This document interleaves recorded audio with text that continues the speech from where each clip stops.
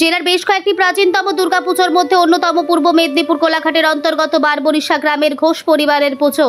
সঠিক কত বছরের এই পুজো তার সঠিক প্রমাণ না থাকলেও ঘোষ পরিবার সূত্রে যতটুকু তথ্য পাওয়া গেছে তাতে 904 বঙ্গাব্দে শুরু হয়েছিল বারবরিশা ঘোষ পরিবারের দুর্গাপুজো। এই ঘোষ পরিবারের বর্তমান সদস্য পার্থসারথী ঘোষ জানান, এই বছর এই পুজো 527তম বছরে পদার্পণ করলো। এই প্রতিমার বিশিষ্ট এক মোড়ের মধ্যেই হয় প্রতিমা সোনার গহনা ছাবর সুসজ্জিত থাকে, পাশাপাশি প্রতিমার সোনার গহনাও রয়েছে ব্যাপক। প্রতি বছর মাকে পরানো হয় পুরো সোনার গহনা।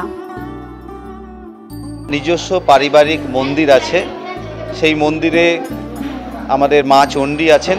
সেই মা চণ্ডীর কাছেই আজ থেকে বোধন হলো, অর্থাৎ আজ থেকে আমাদের পুজো শুরু হলো।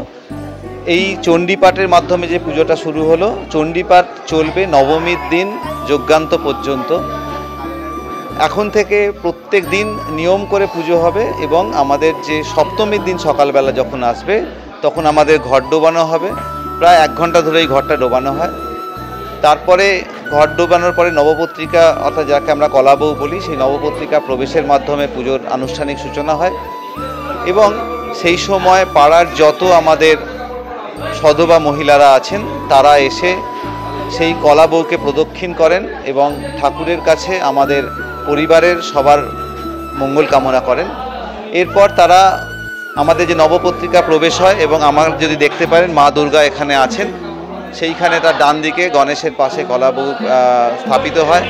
এরপর আমাদের পুজো শুরু হয়। আমাদের পুজোর শুরুতে আমাদের একটা চালকুমড়ো বলির প্রথা আছে, অর্থাৎ চালকুমড়ো বলির মাধ্যমে ঠাকুর চক্ষুদান, অর্থাৎ আজকে যে চোখটা হচ্ছে আমরা ধরে নিই ঠাকুর এখন দেখতে পাচ্ছেন না, কিন্তু চক্ষুদানের পরে ঠাকুর সম্পূর্ণ জাগ্রত হন এবং তারপর থেকে কিন্তু আমাদের সপ্তমী পুজোটা শুরু হলো। সপ্তমীর পুজোর শেষে আমাদের 2টো ছাগ শিশু বলি দেওয়া হয়। এরপর আমরা আসি অষ্টমীতে এবং প্রত্যেক দিন কিন্তু আমাদের সন্ধ্যা আরতি এবং মঙ্গল আরতি সকালবেলাতে হয়। তাছাড়া পুজোর সময় তো আরতি এবং যে পুষ্পাঞ্জলি তার ব্যবস্থা তো অবশ্যই আছে। অষ্টমীর